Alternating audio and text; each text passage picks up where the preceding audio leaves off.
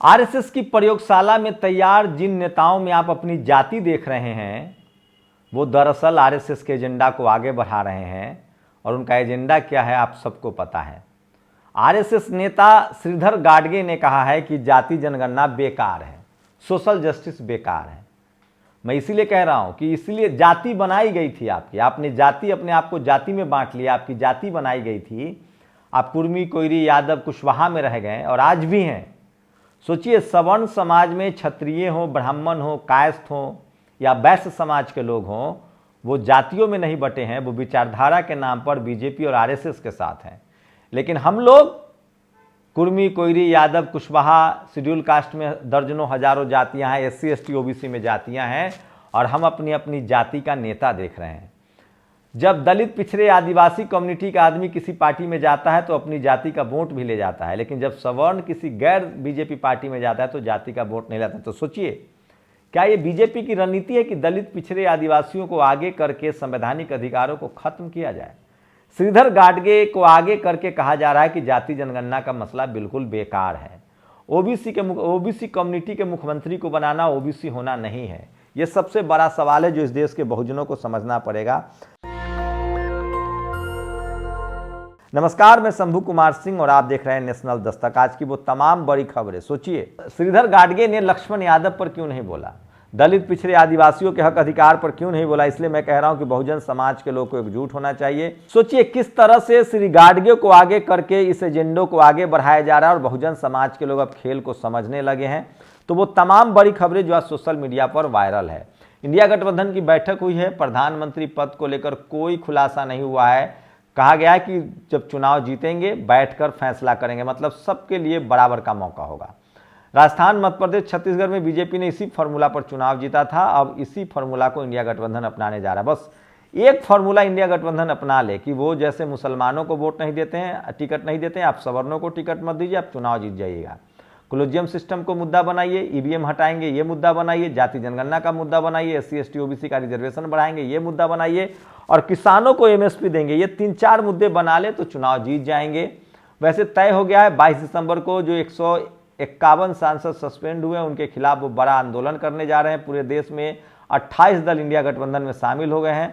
तो ये सबसे बड़ी खबर है आज की, और 151 सांसदों का सस्पेंशन भी सबसे बड़ी खबर है। और ये बात तो तय है कि 2024 में इंडिया गठबंधन जीतता है तो दलित, पिछड़ा, आदिवासी, अल्पसंख्यक या किसान ही कोई प्रधानमंत्री होगा। वहीं ममता बनर्जी के एक अपर कास्ट सांसद ने खेल बिगाड़ दिया। उन्होंने साफ साफ उसको जाति का कार्ड बना दिया, उसको जाट और किसानों का कार्ड बना दिया, और बीजेपी फिर लीड लेती हुई दिख रही है। मैं फिर कह रहा हूं, सवर्ण नेताओं को, जो भी गैर बीजेपी दल में सवर्ण नेता हैं वो बीजेपी के लिए स्लीपर सेल की तरह काम करते हैं, जो सबसे ज्यादा आज वायरल खबर है। लक्ष्मण यादव एक राष्ट्रीय मुद्दा बन गए हैं, और सोचिए तबलीन सिंह को लेकर बहुजन समाज के लोग उनको लगातार जवाब दे रहे हैं। तबलीन सिंह ने एक इंडियन एक्सप्रेस में पहले लेख लिखा कि जाति जनगणना जो है वो जातिवाद बढ़ाता है। ये कितना बड़ा झूठ है। जातिवाद खत्म करने के लिए एससी, एसटी की संख्या गिननी है। उसके बाद उन्होंने एक लेख लिख दिया कि 10 साल के लिए आरक्षण दिया था बाबा साहेब ने। यह भी बहुत बड़ा झूठ है। पॉलिटिकल रिजर्वेशन 10 साल के लिए था। उसके बाद जब तबलीन सिंह को तमाम बहुजन समाज के पढ़े लिखे लोगों ने जवाब दिया तो उन्होंने एक ट्वीट कर दिया कि ये अमेरिका, इंग्लैंड में बैठ के बात करते हैं। मैं तो गांव के दलित समझती हूँ, इनको पता ही नहीं कि कितना आगे दुनिया बढ़ चुका है, पानी बह चुका है। तो खैर तबलीन सिंह कह रही है कि हम गांव के अनपढ़ जो दलित हैं, जैसे मेरे माता पिता हैं, नहीं पढ़े लिखे हैं, उनसे इनको बहस करना है, मुझसे बहस नहीं करना है क्योंकि मैं पढ़ा लिखा हूँ। तो ये उनका परसेप्शन है। खैर आगे चलते हैं। आज सोशल मीडिया पर सबसे ज़्यादा उनको ट्रोल किया जा रहा है और लोग जवाब भी दे रहे हैं। इसलिए मैं कह रहा हूँ सोशल मीडिया ही बहुजन मीडिया है। कानपुर में सोचिए किस तरह से अधिवक्ताओं ने लक्ष्मण यादव के लिए प्रदर्शन किया। ये सब खबरें आपको दिखानी पड़ेगी, सोशल मीडिया पर सबसे ज़्यादा वायरल है और वो तमाम खबरें। और राज्यसभा सांसद जावेद अली खान ने एक सवाल पूछा कि क्या जिस तरह से 450 का कांग्रेस बीजेपी ने वादा किया है राजस्थान में, छत्तीसगढ़ में, पूरे देश में देगा गैस सिलेंडर, उन्होंने बीजेपी के मंत्री ने कहा कि नहीं, हम कोई 450 रुपये में गैस सिलेंडर नहीं देने जा रहे हैं। ये सबसे बड़ी खबर है, संसद में जवाब है। कानपुर के एक गांव में बौद्ध कथा कराने पर शेड्यूल कास्ट के लोगों पर ताबड़तोड़ पिटाई की, संत रविदास जी की मूर्ति तोड़ी। बताइए अगर हम लोग कुछ कर दे तो इनको इनकी भावनाएं हाथ हो जाती है। चंद्रभान मिश्रा, गोलू मिश्रा, शिवम मिश्रा, जीतू मिश्रा, किन्नर मिश्रा, विशंबर मिश्रा, मनीष तिवारी, अरुण कोटेदार, इन लोगों का क्या इलाज किया जाए? सोचिए, इन लोगों पर एफआईआर दर्ज होनी चाहिए और सोचिए कि संविधान है, कानून है, तब ये लोग जातिवादी इस तरह का गुंडई कर रहे हैं। जब संविधान नहीं होगा तो क्या होगा। और फेक न्यूज़ फैलाने के लिए तबलीन सिंह को गिरफ्तार किया जाना चाहिए, वरना ये बताएं कि बाबा साहब ने कब और कहां कहा था कि नौकरी और शिक्षा में आरक्षण सिर्फ 10 साल के लिए होगा।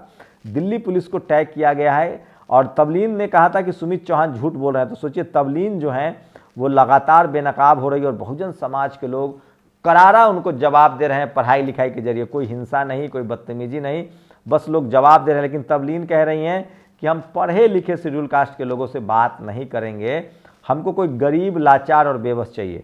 इंडिया की जीत सामाजिक न्याय की जीत होगी और पीडीए की स्ट्रेटजी की सफलता। अखिलेश यादव लगातार सोशल जस्टिस पर बने हुए, अगर यूपी में उन्होंने सवर्णों को टिकट नहीं दिया तो उनकी जीत हो सकती है। जनता पूछ रही है, जब सांसदों को निलंबित ही करना था तो फिर अधिक क्षमता वाली बड़ी संसद का नाम नई संसद बनवाए ही क्यों। तो अखिलेश यादव हमेशा मजाक मजाक में बड़े सवाल छोड़ जाते हैं और आज उन्होंने कहा कि बड़ा संसद बनाने की क्या जरूरत थी। और महामहिम राष्ट्रपति द्रौपदी मुर्मू ने इस देश में जो लोग यूनिवर्सिटी कॉलेज पर कब्जा जमाए उनसे सवाल पूछा है कि दुनिया के टॉप 50 शैक्षणिक संस्थानों में एक भी भारतीय नहीं, इस पर विचार करने की जरूरत। सोचिए इसरो में ओबीसी दलित पिछड़े हैं तो इसरो कहाँ तक है, और जिन दलित पिछड़े आदिवासियों को यूनिवर्सिटी से गायब रखा जा रहा है टॉप में नहीं है। ज्ञान वापी पर 5 याचिकाओं को खारिज कर दिया है। इसको लेकर लगातार जो है वो मुस्लिम समाज के लोग लिख रहे हैं। तो हो सकता है 2024 का मुद्दा ज्ञान वापी भी हो, तो बहुजन समाज को तय करना है, ये सबसे बड़ी खबर है। और राम मंदिर उद्घाटन में अडानी अंबानी को न्योता, लेकिन राष्ट्रपति मुर्मू, आडवाणी, जोशी, उमा भारती, विनय कटियार को नहीं है। तो बहुजन समाज के लोग आपकी क्या प्रतिक्रिया है, ये भी अपना प्रतिक्रिया दीजिए। क्या आपका मुद्दा है राम मंदिर? और अखिलेश यादव का ये वीडियो सबसे ज़्यादा वायरल हो रहा है, जिसमें उन्होंने कहा कि अगर बीजेपी चुनाव जीती तो बाबा साहब का संविधान खत्म हो जाएगा। क्या आप इससे सहमत हैं, असहमत हैं? ये सबसे बड़ी खबर है जो सोशल मीडिया पर वायरल है। मैं फिर कह रहा हूं कि लक्ष्मण यादव को लेकर लगातार सवाल उठ रहे हैं, पूरा देश में प्रदर्शन हो रहा है। यही है बहुजनों की ताकत। एकजुटता बनाए रखिए, आपस में लोगों को कंसोलिडेट कीजिए, एक दूसरे से कम्युनिकेशन कीजिए। हम लोग किसी पार्टी पॉलिटिक्स के साथ नहीं है, हम लोग सोशल जस्टिस के साथ हैं, संवैधानिक अधिकारों के साथ हैं। और लक्ष्मण यादव, डॉक्टर रितु के मामले में तय हो गया है कि दलित, पिछड़े, आदिवासी, किसान, अल्पसंख्यकों के अधिकार को अब कोई छीन नहीं सकता है। मैं फिर कह रहा हूँ, आरएसएस की लगातार कोशिश है, जिनको आप अपनी जाति का सीएम समझ रहे हैं, नेता समझ रहे हैं, कहीं वो आपके संवैधानिक अधिकारों के खिलाफ तो नहीं तय कर रहे हैं। लगातार लोग पूछ रहे हैं कि एमपी के जो मुख्यमंत्री हैं क्या 27% रिजर्वेशन लागू करेंगे, क्या जाति जनगणना करवाएंगे? ये सबसे बड़ा सवाल है। तो सोचिए इस देश में जो भी SC ST OBC किसानों को मिल रहा है वो उनकी पार्टी के लीडर, उनके लीडरशिप वाली पार्टियां ही उनको देने के लिए तैयार हैं। कांग्रेस अब जाकर देखते हैं कि क्या करती है, लेकिन बीजेपी तो फिलहाल वही सब कर रही है जो पहले कांग्रेस 60 सालों तक करती थी। बहुजन समाज के लोग अब समझदार हैं। मैं फिर कह रहा हूँ, इंडिया गठबंधन में ओवैसी और मायावती जी की जरूरत है और वो जब तक नहीं आते हैं तब तक ये गठबंधन शायद ही पूरा माना जाएगा। लेकिन 28 दलों ने जो एकजुटता दिखाई है, उन्होंने जो अपने ऊपर सारे विवाद खत्म कर दिए, उन्होंने कहा कि हम सब कुछ तय कर लेंगे, किसी को चिंता करने की जरूरत नहीं है। 22 दिसंबर को वो लोग एक मैसिव प्रोटेस्ट करेंगे पूरे देश भर में निलंबन के खिलाफ। ईवीएम उनका बड़ा चुनावी मुद्दा होगा। प्रधानमंत्री का कोई उम्मीदवार नहीं होगा, वो पहले चुनाव लड़ेंगे, संसद बैठकर पीएम का चुनाव करेंगे। दिलचस्प होगा 2024 का चुनाव। आप लोग की क्या प्रतिक्रिया, अपनी प्रतिक्रिया जरूर दीजिए। शुक्रिया। नेशनल दस्तक की आपसे गुजारिश है कि अगर इसको बचाना चाहते हैं तो नेशनल दस्तक को सब्सक्राइब करने के लिए रेड कलर के सब्सक्राइब बटन को दबाएं, फिर बेल आइकन की घंटी दबाएं। नेशनल दस्तक को बचाने के लिए बहुत जरूरी है कि हर खबर को शेयर करें, लाइक करें, कमेंट जरूर करें।